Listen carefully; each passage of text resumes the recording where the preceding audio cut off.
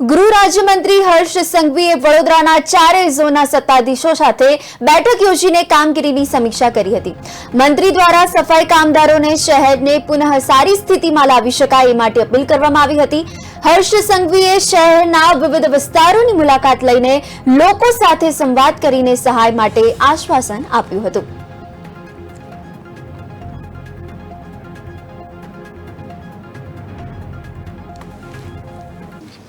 આજે સૌ ઝોનોમાં બી મેં મીટિંગ લીધી છે, સૌ અધિકારીઓ, સૌ ચૂંટાયેલા પ્રતિનિધિઓને મળ્યો છું, સૌ લોકો દ્વારા જે સોસાયટીઓની ફરિયાદ આવતી છે, જે હવે રોડ પછી સોસાયટીઓની સફાઈની કઈ રીતે વ્યવસ્થા કરવી, આ બધી જ વ્યવસ્થાઓ સુચારુ રૂપે કાલ રાત સુધી વડોદરા એકદમ ચોખ્ખું, જે ક્યારેય ના હોય ને એ પ્રકારના રોડ સાફ કેવી રીતે કરવા તે માટેની વ્યવસ્થાઓ ઊભી કરવા માટે આજે એકદમ ડિટેલ્ડ પ્લાનિંગ ને ડિટેલ્ડ બેઠક કરવામાં આવી છે।